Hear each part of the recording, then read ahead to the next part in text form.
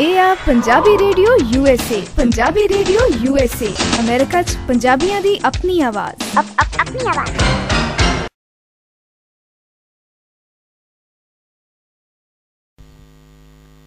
ਬਾਲੀਵੁੱਡ ਦੀਆਂ ਫਿਲਮਾਂ ਵਿੱਚ ਇੱਕ ਸਿੱਖ ਅਦਾਕਾਰ ਵਜੋਂ ਵਧੀਆ ਪਹਿਚਾਣ ਬਣਾ ਰਹੇ ਗੁਰਪ੍ਰੀਤ ਘੁੱਗੀ ਦਾ ਨਾਂ ਕਿਸੇ ਪੰਜਾਬੀ ਲਈ ਅਣਸੁਣਿਆ ਨਹੀਂ ਹੈ। ਗੁਰਪ੍ਰੀਤ ਘੁੱਗੀ ਦੀ ਕਾਮੇਡੀ ਬੜੀ ਕੁਦਰਤੀ ਹੈ, ਮੰਝੇ ਹੋਏ ਅਦਾਕਾਰ ਨੇ ਤੇ ਆਵਾਜ਼ ਵਿੱਚ ਆਪਣਾ ਇੱਕ ਰਸ ਹੈ। ਗੁਰਪ੍ਰੀਤ ਘੁੱਗੀ ਨੂੰ 15 ਸਾਲ ਦਾ ਥੀਏਟਰ ਦਾ ਤਜਰਬਾ ਹੈ। 50 ਦੇ ਕਰੀਬ ਰੇਡੀਓ ਨਾਟਕ ਪੇਸ਼ ਕਰ ਚੁੱਕੇ ਨੇ। ਅੱਧੀ ਦਰਜਨ ਦੇ ਕਰੀਬ ਬਾਲੀਵੁੱਡ ਦੀਆਂ ਫਿਲਮਾਂ ਅਤੇ ਕਾਫੀ ਸਾਰੀਆਂ ਪੰਜਾਬੀ ਫਿਲਮਾਂ ਵੀ ਵਿੱਚ ਵੀ ਆਪਣੀ ਹਾਸਿਆਂ ਭਰੀ ਅਦਾਕਾਰੀ ਪੇਸ਼ ਕਰ ਚੁੱਕੇ ਨੇ। ਪੰਜਾਬੀ ਰੇਡੀਓ USA ਦੇ ਪ੍ਰੋਗਰਾਮ ਇੱਕ ਖਾਸ ਮੁਲਾਕਾਤ ਵਿੱਚ ਮੈਂ ਗੌਤਮ ਰਿਸ਼ੀ ਤੁਹਾਡੇ ਰੂਬਰੂ ਕਰਨ ਜਾ ਰਿਹਾ ਹਾਂ ਗੁਰਪ੍ਰੀਤ ਘੁੱਗੀ ਜੀ ਨੂੰ। ਗੁਰਪ੍ਰੀਤ ਘੁੱਗੀ ਜੀ, ਤੁਹਾਡਾ ਪੰਜਾਬੀ ਰੇਡੀਓ USA 'ਤੇ ਸਵਾਗਤ ਹੈ।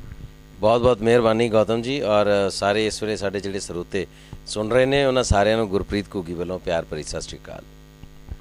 ਤੁਹਾਡਾ ਅਸਲ ਨਾਮ ਗੁਰਪ੍ਰੀਤ ਸਿੰਘ ਵੜੈਚ ਹੈ, ਘੁੱਗੀ ਕਿਵੇਂ ਬਣ ਗਏ? ਇਹ ਜੀ ਇੱਕ TV 'ਤੇ ਸ਼ੋਅ ਆਉਂਦਾ ਸੀ ਜਲੰਧਰ ਦੂਰਦਰਸ਼ਨ 'ਤੇ, ਰੌਣਕ ਮੇਲਾ। ਉਹਦੇ 'ਚ ਚਾਚਾ ਰੌਣਕੀ ਰਾਮ ਹੁਣਾਂ ਦਾ ਭਤੀਜਾ ਮੈਂ ਬਣ ਕੇ ਆਉਂਦਾ ਸੀ। ਉਸ ਕਰੈਕਟਰ ਦਾ ਨਾਮ ਸੀ ਘੁੱਗੀ। ਉਹ ਲੋਕਾਂ ਨੂੰ ਇੰਨਾ ਚੰਗਾ ਲੱਗਾ ਉਸ ਵੇਲੇ ਕਿ ਉਹ ਫਿਰ ਲੋਕਾਂ ਨੇ ਮੇਰੇ ਨਾਮ ਦੇ ਨਾਲ ਉਹੀ ਜੋੜ ਦਿੱਤਾ ਜੀ। ਲੋਕਾਂ ਨੂੰ ਸਵੀਟ ਲੱਗਦਾ ਸੀ ਇੱਦਾਂ ਕਹਿਣਾ, ਅਤੇ ਉਹ ਫਿਰ ਮੈਂ ਕੋਈ ਐਫਰਟ ਨਹੀਂ ਕੀਤੀਆਂ ਨਾਮ ਆਪਣੇ ਨਾਲ ਕੈਰੀ ਕਰਨ ਵਾਸਤੇ, ਪਰ ਜੇ ਲੋਕਾਂ ਨੇ ਨਾਲ ਲਾਇਆ, ਲੋਕਾਂ ਨੇ ਦਿੱਤਾ ਅਤੇ ਮੈਨੂੰ ਵਧੀਆ ਲੱਗਾ ਜੀ। ਫਿਰ ਉਹ ਅੱਜ ਤੱਕ ਨਾਮ ਮੇਰੇ ਨਾਲ ਚੱਲ ਰਿਹਾ ਜੀ। ਦੂਰਦਰਸ਼ਨ ਜਲੰਧਰ ਤੋਂ ਬਤੌਰ ਐਕਟਰ ਤੁਸੀਂ ਆਪਣਾ ਸਫ਼ਰ ਸ਼ੁਰੂ ਕੀਤਾ ਹੈ। ਮੈਂ ਖੁਦ ਤੁਹਾਡਾ ਇੱਕ ਸੀਰੀਅਲ ਵੇਖਦਾ ਹੁੰਦਾ ਸੀ, ਪਰਛਾਵੇ। ਆਪਣੇ ਅਦਾਕਾਰੀ ਦੇ ਮੁੱਢਲੇ ਦਿਨਾਂ ਬਾਰੇ ਦੱਸੋਗੇ? ਅਦਾਕਾਰੀ ਦੇ ਮੁੱਢਲੇ ਦਿਨ ਜਿਹੜੇ ਨੇ ਜੀ, ਉਹ ਬਹੁਤ ਜ਼ਿਆਦਾ ਸਟਰਗਲ ਦੇ ਦਿਨ ਸੀਗੇ। ਅਸਲ 'ਚ ਉਹਨਾਂ ਨੂੰ ਸਟਰਗਲ ਦੇ ਦਿਨ ਕਿਹਾ ਜਾਵੇ ਤਾਂ ਜ਼ਿਆਦਾ ਵਧੀਆ। ਜ਼ਿੰਦਗੀ ਬੜੇ ਸੰਘਰਸ਼ 'ਚੋਂ ਨਿਕਲੀ ਜੀ। ਫਾਈਨੈਂਸ਼ੀਅਲ ਕ੍ਰਾਈਸਿਸ ਵੀ ਚੱਲ ਰਹੇ ਸੀ ਅਤੇ ਪੜ੍ਹਾਈ ਲਿਖਾਈ 'ਚ ਵੀ ਹੱਥ ਕੋਈ ਬਹੁਤਾ ਜ਼ਿਆਦਾ ਖੁੱਲ੍ਹਾ ਹੈ ਨਹੀਂ ਸੀ ਆਪਣਾ ਜੀ। ਅਤੇ ਮਤਲਬ ਸ਼ੌਕ ਨਹੀਂ ਸੀ ਇੰਨਾ ਜ਼ਿਆਦਾ। ਪੜ੍ਹਾਈ ਨੂੰ ਠੀਕ ਤਾਂ ਸੀਗੇ, ਜਿੰਨੇ ਕਿ ਪੇਪਰ 'ਚੋਂ ਪਾਸ ਹੋਣ ਜੋਗੇ ਨੰਬਰ ਚਾਹੀਦੇ ਹੁੰਦੇ ਉਨੇ ਕੁ ਤਾਂ ਲੈ ਲਈਦੇ ਸੀ, ਪਰ ਬਹੁਤ ਜ਼ਿਆਦਾ ਸ਼ੌਕ ਨਹੀਂ ਸੀ। ਅਤੇ ਬਾਕੀ ਸਟਰਗਲ ਫੈਮਿਲੀ ਦੀ ਵੀ ਚੱਲ ਰਹੀ ਸੀ, ਆਪਣੇ ਆਪ ਨੂੰ ਅਪਲਿਫਟ ਕਰਨ ਦੀ, ਅਤੇ ਮੇਰਾ ਇੱਧਰੋਂ ਆਪਣੇ ਕਰੀਅਰ ਵੱਲ ਜਾਣ ਦਾ ਰੁਝਾਨ ਸੀ। ਔਰ ਜ਼ਰੂਰਤ ਦੋਵੇਂ ਪਾਸੇ ਸੀ, ਘਰਦਿਆਂ ਦੀ ਮਦਦ ਵੀ ਕਰਨੀ ਸੀ, ਆਪਣੇ ਫੀਲਡ 'ਚ ਸਟਰਗਲ ਵੀ ਕਰਨਾ ਸੀ। ਸੋ ਉਹ ਬਹੁਤ ਸਟਰਗਲ ਭਰੇ ਦਿਨ ਸੀਗੇ ਜੀ ਜਿਹੜੇ ਮੇਰੇ ਸ਼ੁਰੂਆਤੀ ਦਿਨ ਨੇ। 2-4-5 ਸਾਲ ਤਾਂ ਬਹੁਤ ਵੱਡੇ ਸੰਘਰਸ਼ 'ਚ ਨਿਕਲੇ। ਤੁਹਾਡੀ ਆਵਾਜ਼ ਜਿਹੜੀ ਹੈਗੀ ਹੈ ਉਹ ਆਪਣੀ ਇੱਕ ਪਹਿਚਾਣ ਰੱਖਦੀ ਹੈ। ਤੁਸੀਂ ਆਲ ਇੰਡੀਆ ਰੇਡੀਓ ਲਈ ਕਾਫੀ ਕੰਮ ਕੀਤਾ ਅਤੇ ਵੋਇਸ ਓਵਰ ਵੀ ਦਿੱਤੀ ਹੈ। ਬਿਲਕੁਲ ਜੀ, ਮੈਂ ਵੋਇਸ ਓਵਰ ਵੀ ਕੀਤੇ ਨੇ, ਪਰ ਜ਼ਿਆਦਾ ਮੈਨੂੰ ਯਾਦ ਹੈ ਮੈਂ ਐਜ਼ ਕੈਜੂਅਲ ਅਨਾਊਂਸਰ ਡਿਊਟੀਜ਼ ਕਰਦਾ ਰਿਹਾ ਜਲੰਧਰ ਰੇਡੀਓ ਤੋਂ। ਮੈਨੂੰ ਡਿਊਟੀਜ਼ ਵੀ ਯਾਦ ਆ, ਇੱਦਾਂ ਕਰੀ ਦਿੰਦੀਆਂ ਸੀ। ਮੀਡੀਅਮ ਵਿੱਚ 222.2 ਮੀਟਰ ਯਾਨੀ 1350 ਕਿਲੋਹਰਟਜ਼ 'ਤੇ ਆਕਾਸ਼ਵਾਣੀ ਦਾ ਇਹ ਜਲੰਧਰ ਕੇਂਦਰ ਹੈ। ਸ਼ਾਮ ਦੇ 6:30 ਵਜੇ ਨੇ। ਲਓ ਹੁਣ ਸੁਣੋ ਰੋਜ਼ਾਨਾ ਵਾਂਗ ਦਿਹਾਤੀ ਪ੍ਰੋਗਰਾਮ। ਇੱਦਾਂ ਦੀਆਂ ਅਨਾਊਂਸਮੈਂਟਸ ਕਰਦੇ ਰਹੇ ਹਾਂ। ਬਾਕੀ TV ਨਾਲ ਮੈਂ ਜ਼ਿਆਦਾ ਜੁੜਿਆ ਰਿਹਾ ਜੀ, ਰੇਡੀਓ ਨਾਲੋਂ ਜ਼ਿਆਦਾ ਫਿਰ TV ਨਾਲ ਜੁੜਿਆ ਰਿਹਾ। ਕਿਉਂਕਿ ਜੀ ਤੁਸੀਂ ਗੁਰਦਾਸਪੁਰ ਜ਼ਿਲ੍ਹੇ ਦੇ ਜੰਮਪਲ ਹੋ, ਫਿਰ ਤੁਸੀਂ ਕਈ ਸਾਲ ਜਲੰਧਰ ਵੀ ਰਹੇ, ਹੁਣ ਮੁੰਬਈ 'ਚੋਂ। ਚਾਚਾ ਰੌਣਕੀ ਰਾਮ ਨਾਲ ਬਿਤਾਏ ਦਿਨਾਂ ਦੀਆਂ ਕਿੰਨੀਆਂ ਕੁ ਯਾਦਾਂ ਮਨ 'ਚ ਨੇ? ਬਿਲਕੁਲ ਜੀ, ਚਾਚਾ ਰੌਣਕੀ ਰਾਮ ਨਾਲ ਬਿਤਾਏ ਜਿਹੜੀਆਂ ਬਿਤਾਏ ਦਿਨਾਂ ਦੀਆਂ ਯਾਦਾਂ ਮੇਰੇ ਮਨ 'ਚ ਨਹੀਂ ਹੈਗੀਆਂ, ਕਿਉਂਕਿ ਅਸੀਂ ਦਿਨ ਬਿਤਾ ਰਹੇ ਹਾਂ ਅਜੇ ਵੀ ਇਕੱਠੇ। ਯਾਦਾਂ ਤਾਂ ਤਾਂ ਹੁੰਦੀਆਂ ਵੀ ਜੇ ਹੁਣ ਨਾ ਇਕੱਠੇ ਬਿਤਾ ਰਹੇ ਹੋਈਏ। ਸੋ ਚਾਚਾ ਰੌਣਕੀ ਰਾਮ ਜੀ ਦਾ ਬਹੁਤ ਵੱਡਾ ਸਥਾਨ ਹੈ ਮੇਰੀ ਜ਼ਿੰਦਗੀ ਦੇ ਵਿੱਚ।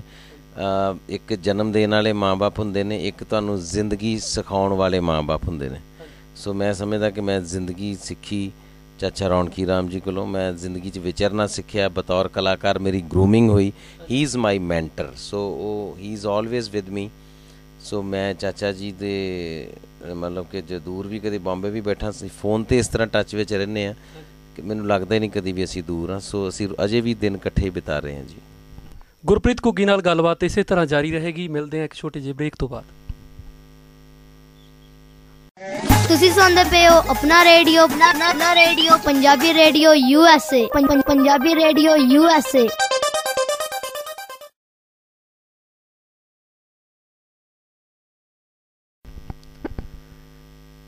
ਗੁਰਪ੍ਰੀਤ ਘੁੱਗੀ ਜੀ, TV ਦਾ ਇੱਕ ਸ਼ੋਅ ਆਇਆ ਸੀ ਦਾ ਗ੍ਰੇਟ ਇੰਡੀਅਨ ਲਾਫਟਰ। ਇਸ ਨੇ ਤੁਹਾਡੀ ਪਹਿਚਾਣ ਗੈਰ ਪੰਜਾਬੀ ਜਿਹੜੇ ਬੋਲਦੇ ਇਲਾਕੇ ਸੀਗੇ ਉਹਨਾਂ 'ਚ ਗੂੜੀ ਕੀਤੀ। ਬਾਲੀਵੁੱਡ 'ਚ ਪੈਰ ਧਰਨ ਲਈ ਇਸ ਨੇ ਕਿੰਨਾ ਕੁ ਫਾਇਦਾ ਪਹੁੰਚਾਇਆ?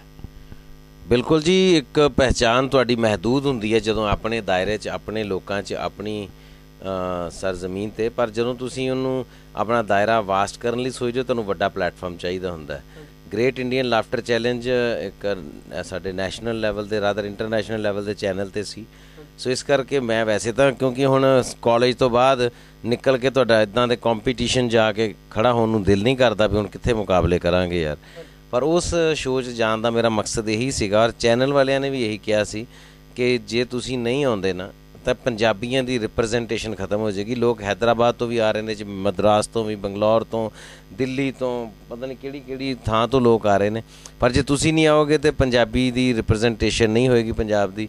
ਜੇ ਹੋਏਗੀ ਵੀ ਤਾਂ ਕੋਈ ਕਿੱਥੋਂ ਫੜ ਲਿਆਵਾਂਗੇ, ਕੋਈ ਵੀ ਬੰਦਾ ਕੁਛ ਵੀ ਆ ਕੇ ਬੋਲ ਜਾਏਗਾ। ਸੋ ਮੇਰੇ ਧਿਆਨ 'ਚੋਂ ਵੀ ਗੱਲ ਜਚੀ ਮੈਨੂੰ, ਮੈਂ ਔਰ ਭਗਵੰਤ ਅਸੀਂ ਦੋਵੇਂ ਹੀ ਸੀਗੇ ਇੱਥੋਂ। ਸੋ ਬੜੀ ਅੱਛੀ ਸਾਡੀ ਉਹਦੇ ਵਿੱਚ ਹਾਜ਼ਰੀ ਰਹੀ ਔਰ ਬੜੀ ਜ਼ਿਆਦਾ ਪਹਿਚਾਣ ਉਸ ਸ਼ੋਅ ਨੇ ਦਿੱਤੀ ਸਾਨੂੰ ਨਾਨ ਪੰਜਾਬੀ ਸਪੀਕਿੰਗ ਲੋਕਾਂ ਦੇ ਵਿੱਚ। ਬਾਲੀਵੁੱਡ ਸਟਾਰ ਅਕਸ਼ੇ ਕੁਮਾਰ ਦੀਆਂ ਕਾਫੀ ਫਿਲਮਾਂ, ਨਮਸਤੇ ਲੰਡਨ, ਸਿੰਘ ਇਜ਼ ਕਿੰਗ, ਇਹਨਾਂ ਦੇ ਵਿੱਚ ਤੁਸੀਂ ਯਾਦਗਾਰੀ ਰੋਲ ਨਿਭਾਏ ਨੇ। ਸੁਣਿਆ ਕਿ ਅਕਸ਼ੇ ਨਾਲ ਵੈਸੇ ਵੀ ਤੁਹਾਡੇ ਮਿੱਤਰਤਾਪੂਰਨ ਸੰਬੰਧ ਨੇ। ਜੀ ਹਾਂ, ਅਕਸ਼ੇ ਮੇਰੇ ਬੜੇ ਅੱਛੇ ਮਿੱਤਰ ਹੈ ਜੀ। ਹੀ is very good friend of ਮਾਈਨ। ਕਿਉਂਕਿ ਅਸੀਂ ਪਹਿਲੀ ਫਿਲਮ ਉਹਨਾਂ ਨਾਲ ਕੀਤੀ ਸੀ ਹਮਕੋ ਦੀਵਾਨਾ ਕਰ ਗਏ, ਉਸ ਤੋਂ ਬਾਅਦ ਸਾਡਾ ਇੰਟਰੈਕਸ਼ਨ ਬਹੁਤ ਅੱਛਾ ਹੈ ਜੀ। ਔਰ ਜਿੱਦਾਂ ਲੋਕ ਕਦੀ ਧਰਮ ਭਾਜੀ ਦੀਆਂ ਤਾਰੀਫਾਂ ਕਰਦੇ ਹੁੰਦੇ ਸੀ, ਅੱਜ ਵੀ ਕਰਦੇ ਨੇ ਕਿ ਧਰਮ ਭਾਜੀ ਵਰਗਾ ਵੀ ਕੋਈ ਪੰਜਾਬੀ ਬੰਬੇ 'ਚ ਨਹੀਂ ਬੈਠਾ। ਵਾਕਈ ਧਰਮ ਭਾਜੀ ਬਹੁਤ ਵੱਡੇ ਦਿਲਦਾਰ ਬੰਦੇ ਨੇ ਔਰ ਪੰਜਾਬੀਅਤ ਨੂੰ, ਪੰਜਾਬੀਆਂ ਨੂੰ ਪਿਆਰ ਕਰਨ ਵਾਲੇ ਨੇ। ਅਤੇ ਉਹਨਾਂ ਦਾ ਦੂਸਰਾ ਰੂਪ ਹੀ ਮੈਂ ਸਮਝਦਾ ਜੀ ਅਕਸ਼ੇ ਕੁਮਾਰ, ਉਹਦੇ ਅੰਦਰ ਵੀ ਪੰਜਾਬੀਅਤ ਕੁੱਟ ਕੇ ਭਰੀ ਹੈ ਔਰ ਉਹ ਪੰਜਾਬੀ ਜ਼ਬਾਨ ਦਾ ਸ਼ੈਦਾਈ ਔਰ ਪੰਜਾਬੀ ਲੋਕਾਂ ਨਾਲ ਬਹੁਤ ਉਹਦੀ ਗੂੜ ਹੈ। ਅਤੇ ਮੈਂ ਕੁਛ ਜ਼ਿਆਦਾ ਸਮਾਂ ਉਹਦੇ ਨਾਲ ਬਿਤਾਇਆ ਇੱਕ ਦੋਸਤ ਵਾਂਗੂ, ਅਤੇ ਮੈਨੂੰ ਲੱਗਦਾ ਕਿ ਉਹ ਬਹੁਤ ਪਿਆਰ ਕਰਦਾ ਜੀ ਮੈਨੂੰ ਅਕਸ਼ੇ। ਬਾਲੀਵੁੱਡ ਦੇ ਵਿੱਚ ਟੋਪੀ ਵਰਗੀ ਜਿਹੜੀ ਪਗੜੀ ਬੰਨ੍ਹਣ ਵਾਲੇ ਸਰਦਾਰ ਕਰੈਕਟਰ ਹੁੰਦੇ ਸੀਗੇ, ਅਤੇ ਹੁਣ ਤੁਸੀਂ ਅਸਲ ਦਸਤਾਰ ਵਾਲੇ ਇੱਕ ਬਾਲੀਵੁੱਡ ਕਲਾਕਾਰ ਹੋ, ਕੀ ਕਹੋਗੇ? ਬਿਲਕੁਲ ਜੀ, ਪਰ ਬਹੁਤੀ ਵਾਰੀ ਨਾ ਲੋਕ ਬਲੇਮ ਕਰਦੇ ਨੇ ਫਿਲਮ ਇੰਡਸਟਰੀ ਨੂੰ ਕਿ ਉਹ ਜਾਣ ਕੇ ਸਾਡੇ ਨਾਲ ਇੱਦਾਂ ਕਰਦੇ ਨੇ, ਗਲਤ ਪੱਗਾਂ ਬਣਾ ਕੇ ਇੰਟੈਂਸ਼ਨਲੀ ਸਾਨੂੰ ਨੀਵਾਂ ਦਿਖਾਉਣ ਲਈ ਇੱਦਾਂ ਕਰਦੇ ਨੇ। ਮੈਂ ਇਸ ਗੱਲ ਨਾਲ ਸਹਿਮਤ ਨਹੀਂ ਹਾਂ, ਕਿਉਂਕਿ ਬਹੁਤ ਸਾਰੀਆਂ ਚੀਜ਼ਾਂ ਹੁੰਦੀਆਂ। ਹੁਣ ਸਾਨੂੰ ਪੰਜਾਬੀਆਂ ਨੂੰ ਨਹੀਂ ਪਤਾ ਕਿ ਮਾਰਵਾੜੀ ਪੱਗ ਕਿੱਦਾਂ ਬੰਨ੍ਹਦੇ ਨੇ। ਮਾਰਵਾੜੀ ਪੱਗ ਬੰਨ੍ਹਦੇ ਨੇ ਕਿ ਉਹ ਬੱਜੀ ਵਜਾਈ ਰੱਖਦੇ ਨੇ। ਹੁਣ ਕਈ ਸਟੇਟ ਐਸੇ ਨੇ ਜਿੱਥੇ ਉਹਨਾਂ ਦੇ ਕਲਚਰ 'ਚ ਰੈਡੀਮੇਡ ਪੱਗਾਂ ਰੱਖੀਆਂ ਜਾਂਦੀਆਂ, ਹੁਣ ਕਈਆਂ 'ਚ ਬੰਨ੍ਹਦੇ ਨੇ। ਸਾਡੇ ਉਹ ਇੰਡਸਟਰੀ ਨੂੰ ਇਹ ਜ਼ਿਆਦਾ ਪਤਾ ਨਹੀਂ ਸੀ ਹੈਗਾ ਔਰ ਇੰਟੈਂਸ਼ਨਲੀ ਤੁਹਾਡਾ ਜਲੂਸ ਨਹੀਂ ਕੱਢਣਾ ਚਾਹੁੰਦੇ ਹੋ। ਔਰ ਸਾਡੇ ਕਸੂਰ ਸਾਡਾ ਪਾਲਿਸੀ ਮੇਕਰਸ ਦਾ। ਅਸੀਂ ਕਦੀ ਫਿਲਮ ਇੰਡਸਟਰੀ ਨਾਲ ਰਾਬਤਾ ਬਣਾ ਕੇ ਉਹਨਾਂ ਨੂੰ ਦੱਸਿਆ ਹੀ ਨਹੀਂ ਕਿ ਇੱਕ ਸਹੀ ਸਰਦਾਰ ਦੀ ਪੱਗ ਇਸ ਤਰ੍ਹਾਂ ਹੋਣੀ ਚਾਹੀਦੀ ਹੈ, ਪੱਗ ਦੀ ਲੁੱਕ ਇੱਦਾਂ ਦੀ ਹੋਣੀ ਚਾਹੀਦੀ ਹੈ, ਪੱਗ ਟੋਪੀ ਵਾਂਗੂ ਨਹੀਂ ਰੱਖਣ ਵਾਲੀ ਚੀਜ਼ ਹੈ, ਬੰਨ੍ਹਣ ਵਾਲੀ ਚੀਜ਼ ਹੈ, ਇੱਦਾਂ ਪੂਣੀ ਹੁੰਦੀ ਹੈ। ਅਸੀਂ ਦੱਸਾਂਗੇ ਤਾਂ ਉਹ ਬੰਦੇ ਵੈਲਕਮ ਕਰਦੇ ਨੇ ਕਿਸੇ ਵੀ ਚੀਜ਼ ਦਾ, ਕਿਉਂਕਿ ਜਿਹੜੇ ਕਰੋੜਾਂ ਰੁਪਏ ਲਾ ਕੇ ਇੱਕ ਆਪਣੀ ਚੀਜ਼ ਬਣਾਉਂਦੇ ਆ ਨਾ, ਉਹ ਨਹੀਂ ਚਾਹਣਗੇ ਕਦੀ ਵੀ ਨਿੱਕੀ ਜਿਹੀ ਗੱਲ ਤੋਂ ਉਹਨਾਂ ਦਾ ਬੇੜਾ ਗਰਕ ਹੋਵੇ ਕਰੋੜਾਂ ਰੁਪਈਏ ਦਾ। ਇਹ ਫਰਕ ਉੱਥੋਂ ਆਇਆ ਜੀ ਜਦੋਂ ਅਸੀਂ ਅਕਸ਼ੇ ਨੂੰ ਪਹਿਲੀ ਵਾਰੀ ਸਿੰਘ ਇਜ਼ ਕਿੰਗ ਵਿੱਚ ਪਹਿਲੋਂ ਆਸਟ੍ਰੇਲੀਆ ਵਾਲਾ ਪੋਰਸ਼ਨ ਉਹ ਕਰ ਆਏ ਹੋਏ ਸੀ। ਉਹ ਫਿਲਮ 'ਚ ਬਾਅਦ 'ਚ ਸੀਗਾ ਪਰ ਸ਼ੂਟਿੰਗ ਪਹਿਲਾਂ ਉਹਦੀ ਹੋ ਗਈ ਸੀ। ਪੰਜਾਬ ਵਾਲਾ ਪੋਰਸ਼ਨ ਜਦੋਂ ਅਸੀਂ ਇੰਡੀਆ 'ਚ ਕਰਨ ਲੱਗੇ ਤਾਂ ਉਦੋਂ ਫਿਰ ਮੈਂ ਅਤੇ ਸਾਡੇ ਇੱਕ ਹੋਰ ਦੋਸਤ ਨੇ ਬਿੱਟੂ ਮੁੰਡਾ ਚੰਡੋਕ, ਬਿੱਟੂ ਚੰਡੋਕ, ਸਾਰਿਆਂ ਅਸੀਂ ਰਲ ਕੇ ਫਿਰ ਜ਼ੋਰ ਪਾਇਆ ਕਿ ਨਹੀਂ ਪੱਗ ਤਾਂ ਬੰਨ੍ਹੀ ਜਾਏਗੀ, ਪੱਗ ਰੱਖੀ ਨਹੀਂ ਜਾਏਗੀ। ਪਹਿਲਾਂ ਅਕਸ਼ੇ ਭਾਜੀ ਨੂੰ ਵੀ ਲੱਗਾ ਕਿ ਯਾਰ ਪੱਗ ਬੰਨ੍ਹਣ ਵਾਲਾ ਕੀ ਪੰਗਾ, ਪਰ ਜਦੋਂ ਪੱਗ ਬੰਨ੍ਹ ਕੇ ਬਾਹਰ ਨਿਕਲੇ ਉਹਨਾਂ ਸ਼ੀਸ਼ੇ 'ਚ ਆਪਣੇ ਨੂੰ ਦੇਖਿਆ, ਕਹਿੰਦੇ ਯਾਰ ਆਸਟ੍ਰੇਲੀਆ ਵਾਲੇ ਪੋਰਸ਼ਨ 'ਚ ਗਲਤੀ ਹੋ ਗਈ, ਪੱਗ ਇੱਦਾਂ ਦੀ ਹੋਣੀ ਚਾਹੀਦੀ ਸੀ। ਹੁਣ ਉਸ ਤੋਂ ਬਾਅਦ ਕਲਚਰ ਹੀ ਬਣ ਗਿਆ ਉੱਥੇ। ਹੁਣ ਹੀਰੋ ਦੇ ਨਾਲ ਜਾਂ ਜਿੰਨੇ ਵੀ ਸਰਦਾਰ ਐਕਟਰ ਬਣਾਏ ਜਾਂਦੇ ਨੇ ਫਿਲਮ ਦੇ ਵਿੱਚ, ਜਿੱਦਾਂ ਹੇਅਰ ਸਟਾਈਲਿਸ਼ ਨਾਲ ਹੁੰਦੇ ਨੇ ਨਾ, ਇੱਦਾਂ ਹੀ ਪੱਗ ਬੰਨ੍ਹਣ ਦੇ ਐਕਸਪਰਟ ਵੀ ਭਾਵੇਂ ਅਮਰੀਕਾ ਸ਼ੂਟਿੰਗ ਕਰਨ ਜਾਣਾ ਹੋਵੇ ਨਾਲ ਹੀ ਜਾਂਦੇ ਨੇ ਪੱਗ ਬੰਨ੍ਹਣ ਵਾਲੇ। ਉਸ ਤੋਂ ਬਾਅਦ ਦੇਖੋ ਸਲਮਾਨ ਖਾਨ ਨੇ ਕਿੱਡੀ ਸੋਹਣੀ ਪੱਗ ਬੰਨ੍ਹੀ, ਸੈਫ ਅਲੀ ਖਾਨ ਨੇ ਬਹੁਤ ਸੋਹਣੀ ਪੱਗ ਬੰਨ੍ਹੀ, ਰਣਵੀਰ ਕਪੂਰ ਨੇ ਬਹੁਤ ਸੋਹਣੀ ਪੱਗ ਬੰਨ੍ਹੀ, ਅਨੁਪਮ ਜੀ ਨੇ ਕਈ ਫਿਲਮਾਂ 'ਚ ਬੰਨ੍ਹੀਆਂ ਨੇ। ਅਤੇ ਮੈਨੂੰ ਲੱਗਦਾ ਇਹ ਤਾਂ ਚੇਂਜ ਜ਼ਰੂਰ ਸਾਡੇ ਉੱਥੇ ਜਾਣ ਨਾਲ ਆਈ ਹੈ ਕਿ ਬਾਲੀਵੁੱਡ ਨੂੰ ਪੱਗਾਂ ਦੀ ਸਮਝ ਆ ਗਈ ਔਰ ਪੱਗ ਬੰਨ੍ਹਣ ਦੀ ਸਮਝ ਆ ਗਈ ਕਿ ਕਿੱਦਾਂ ਬੰਨ੍ਹਣੀ ਚਾਹੀਦੀ ਹੈ। ਹਿੰਦੀ ਫਿਲਮਾਂ 'ਚ ਪਹਿਲਾਂ ਅਸੀਂ ਦੇਖਦੇ ਹੁੰਦੇ ਸੀ ਵੀ ਸਰਦਾਰ ਦੇ ਭੇਸ 'ਚ ਜੋ ਵੀ ਕਮੇਡੀਅਨ ਹੁੰਦੇ ਸੀ ਉਹ ਸਰਦਾਰਾਂ ਦੇ ਹੀ ਚੁਟਕਲੇ ਇੱਕ ਤਰ੍ਹਾਂ ਦੇ ਪੇਸ਼ ਕਰ ਦਿੰਦੇ ਸੀਗੇ। ਸਰਦਾਰਾਂ ਦੀ ਦਿੱਖ ਕੋਈ ਬਹੁਤੀ ਵਧੀਆ ਨਹੀਂ ਸੀ ਹੁੰਦੀ। ਅਤੇ ਹੁਣ ਜਦੋਂ ਮੁੱਖ ਅਦਾਕਾਰ ਜਿਹੜੇ ਹੈਗੇ ਆ ਉਹ ਵੀ ਪਗੜੀਧਾਰੀ ਆ ਰਹੇ ਨੇ ਜਾਂ ਤੁਸੀਂ ਵੀ ਉੱਧਰ ਜਾ ਰਹੇ ਹੋ, ਅਤੇ ਇਹਦੇ ਨਾਲ ਤੁਹਾਨੂੰ ਕੀ ਲੱਗਦਾ ਵੀ ਉੱਦਾਂ ਦੀ ਸਿੱਖਾਂ ਦੀ ਪਛਾਣ ਕੋਈ ਬਾਲੀਵੁੱਡ ਦੇ ਵਿੱਚ ਵਧੀਆ ਹੋਏਗੀ? ਬਿਲਕੁਲ ਹੁੰਦੀ ਹੈ ਜੀ। ਜਦੋਂ ਅਸੀਂ ਸਾਡੀ ਅਪੀਅਰੈਂਸ 'ਤੇ ਡਿਪੈਂਡ ਕਰਦਾ ਨਾ ਕਿ ਅਸੀਂ ਰਿਪਰੈਜ਼ੈਂਟ ਜਿਹੜੇ ਲੋਕ ਕਰ ਰਹੇ ਹਾਂ ਉਹ ਕਿੱਦਾਂ ਦੇ ਆ। ਜੇ ਅਸੀਂ ਆਪ ਹੀ ਖਰਾਬ ਜੇ ਲੋਕ ਉੱਥੇ ਰਿਪਰੈਜ਼ੈਂਟ ਕਰ ਰਹੇ ਨੇ ਸਾਨੂੰ, ਤਾਂ ਸਾਡਾ ਉੱਦਾਂ ਦਾ ਇਮੇਜ ਬਣੇਗਾ। ਅਸੀਂ ਮਹਾਰਾਜ ਨੇ ਕੋਈ ਐਸੀ ਮਿਹਰ ਕੀਤੀ ਹੋਈ ਹੈ ਜੀ ਕਿ ਆਪਣੀ ਡਿਗਨਿਟੀ ਨਾਲ ਕੰਮ ਕਰਨ ਵਾਲੇ ਬੰਦੇ ਆ। ਆਪਣੀ ਡਿਗਨਿਟੀ ਤੋਂ ਪਰੇ ਹੋ ਕੇ ਕਦੇ ਕੋਈ ਜ਼ਿੰਦਗੀ 'ਚ ਕੀਤਾ ਨਹੀਂ। ਹੁਣ ਜਿਹੜੇ ਲੋਕ ਸਾਨੂੰ ਮਿਲਦੇ ਨੇ ਜਾਂ ਹੋਰ ਕੁਛ ਐਸੀਆਂ ਸਾਡੀਆਂ ਸਰਦਾਰ ਪਰਸਨੈਲਿਟੀਜ਼ ਹੈਗੀਆਂ ਨੇ ਬੰਬੇ 'ਚ ਜਿਨ੍ਹਾਂ ਨੇ ਦੱਸਿਆ ਕਿ ਅਸਲ 'ਚ ਸਰਦਾਰ ਕਿੱਦਾਂ ਦੇ ਹੁੰਦੇ ਨੇ। ਸੋ ਉੱਥੇ ਲੋਕ ਵੈਲਕਮ ਕਰਦੇ ਨੇ ਸਾਨੂੰ, ਐਸੀ ਗੱਲ ਨਹੀਂ ਹੈ ਕੋਈ ਵੀ ਜੀ। ਔਰ ਮੈਨੂੰ ਲੱਗਦਾ ਕਿ ਡੈਫੀਨੇਟਲੀ ਦਿੱਖ 'ਚ ਫਰਕ ਆਏਗਾ ਔਰ ਇਮੇਜ ਚੇਂਜ ਹੋਏ ਨੇ। ਜਿੱਦਾਂ ਹੁਣ ਰੌਕਟ ਸਿੰਘ ਫਿਲਮ ਆਈ ਸੀ ਰਣਵੀਰ ਕਪੂਰ ਦੀ, ਉਹਦੇ 'ਚੋਂ ਕਿੱਡਾ ਸੋਹਣਾ ਡਾਇਲੋਗ ਸੀ ਫਿਲਮ ਦੇ ਵਿੱਚ। ਉਹ ਜਦੋਂ ਉਧਾਰ ਕੰਪਿਊਟਰ ਲੈਣ ਜਾਂਦਾ ਤੇ ਕੋਲ ਕਹਿੰਦਾ ਮੇਰੇ ਕੋਲ ਪੈਸੇ ਹੈ ਨਹੀਂ, ਪਰ ਮੈਨੂੰ ਇਹ ਪਾਰਟ ਚਾਹੀਦਾ ਕੰਪਿਊਟਰ ਦਾ, ਮੈਂ ਤੈਨੂੰ ਪੈਸੇ ਬਾਅਦ 'ਚ ਦੇ ਦਾਂਗਾ। ਉਹ ਦੁਕਾਨਦਾਰ ਕਹਿੰਦਾ मैं किसी को ऐसे उधार देता नहीं है, बाहर मैंने लिख के लगाया कि नो क्रेडिट्स, लेकिन कहता यार तेरे को मैं दे दूंगा। रॉकेट से कहता क्यों? कहता क्योंकि तू सरदार है। कहता इसमें क्या फ़र्क पड़ता है? कहता यार मैं एक चीज़ देखता हूँ कि एक तो सरदार कभी झूठ नहीं बोलते हैं, और एक कहता मैं पूरी दुनिया घूमा हूँ, मैंने कभी कोई सरदार कहीं सिग्नल पे खड़ा भीख मांगता नहीं देखा। कहता तो इस कौम पे मैं विश्वास कर सकता हूँ, तू ले जा कंप्यूटर। सो इदां दे मैसेज हुण जान लग पे ने साडी कौम बारे, that is very good, very positive. Hollywood ਦੀ ਇੱਕ ਫਿਲਮ ਆਈ ਸੀ ਬ੍ਰੇਕ ਅਵੇ, ਉਹਦੇ ਵਿੱਚ ਤੁਸੀਂ ਇੰਗਲਿਸ਼ ਵੀ ਬੋਲੀ ਹੈ। ਬਿਲਕੁਲ ਜੀ, ਜਿਹੜੀ ਜ਼ਬਾਨ 'ਚ ਫਿਲਮ ਕਰੋ ਉੱਦਾਂ ਦੀ ਜ਼ਬਾਨ ਹੀ ਬੋਲਣੀ ਚਾਹੀਦੀ ਹੈ। ਫਿਰ ਜੇ ਪੰਜਾਬੀ ਕਰੀ ਦੀਆਂ ਤਾਂ ਪੰਜਾਬੀ, ਹਿੰਦੀ ਕਰੋ ਤਾਂ ਹਿੰਦੀ, ਅਤੇ ਉਹ ਇੰਗਲਿਸ਼ ਫਿਲਮ ਸੀ ਬ੍ਰੇਕ ਅਵੇ, ਅਤੇ ਫਿਰ ਆਪਾਂ ਉਹਦੇ ਵਿੱਚ ਇੰਗਲਿਸ਼ ਬੋਲੀ ਜੀ, ਡਾਇਲੋਗ ਹੀ ਸਾਰੇ ਇੰਗਲਿਸ਼ ਵਿੱਚ ਸੀਗੇ। ਸਾਥੀਓ, ਤੁਸੀਂ ਸੁਣ ਰਹੇ ਹੋ ਪੰਜਾਬੀ ਰੇਡੀਓ USA। ਗੁਰਪ੍ਰੀਤ ਘੁੱਗੀ ਜੀ ਤੋਂ ਕੁਝ ਹੋਰ ਸਵਾਲਾਂ ਦੇ ਜਵਾਬ ਲਵਾਂਗੇ। ਮਿਲਦੇ ਹਾਂ ਇੱਕ ਹੋਰ ਛੋਟੇ ਜਿਹੇ ਬ੍ਰੇਕ ਤੋਂ ਬਾਅਦ।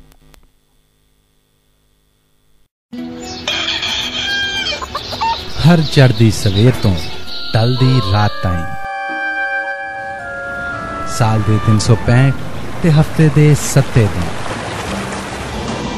सुनदे रहो अपना मानयोग ते मन पाउंदा रेडियो, पंजाबी रेडियो USA।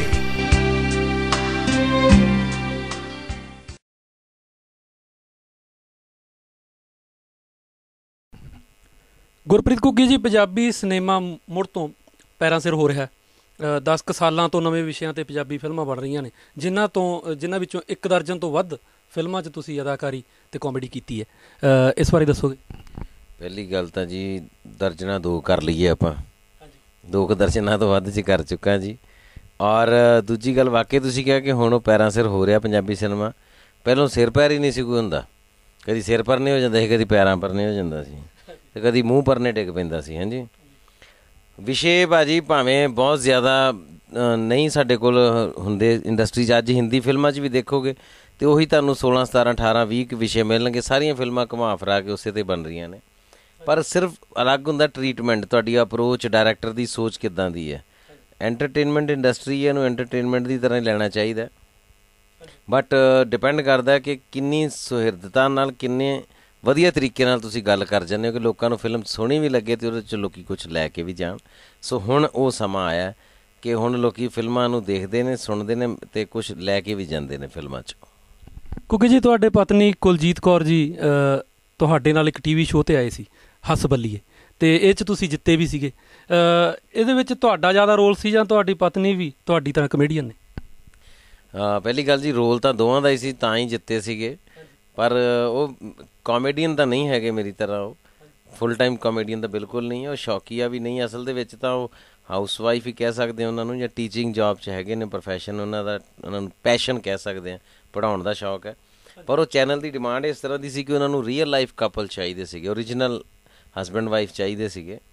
ਇਸ ਕਰਕੇ ਉਹਨਾਂ ਨੇ ਮੇਰੇ ਨਾਲ ਜ਼ਿੱਦ ਕੀਤੀ ਕਿ ਇੱਕ ਤਾਂ ਤੈਨੂੰ ਸ਼ੋਅ 'ਚ ਲੈਣਾ ਜ਼ਰੂਰ ਹੈ, ਉੱਤੋਂ ਤੁਹਾਡੀ ਵਾਈਫ ਵੀ ਇਹਦੇ 'ਚ ਪਾਰਟੀਸਪੇਟ ਕਰਨਗੇ। ਮੈਂ ਬਥੇਰਾ ਕਿਹਾ ਵੀ ਮੇਰੀ ਵਾਈਫ ਨੇ ਕਦੀ TV 'ਤੇ ਕੀਤਾ ਨਹੀਂ, ਉਹ ਕਦੀ ਸਟੇਜ 'ਤੇ ਵੀ ਨਹੀਂ ਆਏ, ਪਰ ਉਹਨਾਂ ਨੇ ਕਹਿੰਦੇ ਚਲੋ ਇੱਕ ਜਾਲੀ ਜਾਂ ਮੌਕ ਸ਼ੂਟ ਕਰ ਜਾਓ ਤੁਸੀਂ, ਅਸੀਂ ਚੈਨਲ ਨੂੰ ਦਿਖਾ ਕੇ ਫਿਰ ਕਹਿ ਦਾਂਗੇ ਕਿ ਇਹ ਨਹੀਂ ਕਰ ਸਕਦੇ। ਅਸੀਂ ਉਹ ਮੌਕ ਸ਼ੂਟ ਕੀਤਾ ਅਤੇ ਉਹ ਚੈਨਲ ਵਾਲਿਆਂ ਨੇ ਕਿਹਾ ਵੀ ਬਾਕੀ ਸਾਰੇ ਭਾਵੇਂ ਨਹੀਂ ਹੁੰਦੇ ਤਾਂ ਕੋਈ ਨਹੀਂ, ਇਹ ਜੋੜੀ ਜ਼ਰੂਰ ਕਰਿਓ।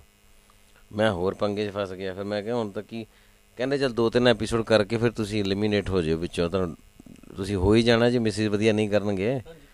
ਅਤੇ ਮੈਨੂੰ ਅਸੀਂ ਚੱਲ 2-3 ਐਪੀਸੋਡ ਕਰ ਲੈਂਦੇ ਹਾਂ। ਉਹ ਪਰ ਪਹਿਲਾ, ਦੂਜਾ, ਤੀਜਾ ਐਪੀਸੋਡ ਇੰਨਾ ਕਮਾਲ ਦਾ ਗਿਆ ਕਿ ਉਹ ਤਾਂ ਸ਼ੋਅ ਹੀ ਸਾਰਾ ਪਲਟ ਗਿਆ, ਉਹ ਸਾਡੀ ਜੋੜੀ ਨੂੰ ਹੀ ਲੋਕ ਦੇਖਣ ਲੱਗ ਪਏ ਬਸ। ਅਤੇ ਉਹਦੇ ਵਿੱਚ ਵੀ ਮੇਰੀ ਵਾਈਫ ਨੇ ਇੰਨਾ ਵਧੀਆ ਪਰਫੋਰਮ ਕੀਤਾ ਕਿ ਲੋਕ ਮੈਨੂੰ ਛੱਡ ਕੇ ਨਾ ਬਾਰ-ਬਾਰ ਇਹੀ ਮੈਨੂੰ ਮੈਸੇਜ, ਲੋਕਾਂ ਦੇ ਕਾਲਸ ਆਉਂਦੀਆਂ, ਕਹਿੰਦੇ ਕੁਲਜੀਤ ਜੀ ਦਾ ਕੰਮ ਵਧੀਆ ਯਾਰ, ਤੁਹਾਡਾ ਵੀ ਨਾ ਕੁਲਜੀਤ ਕਰਕੇ ਕੰਮ ਟਿਕਿਆ ਹੋਇਆ ਉੱਥੇ।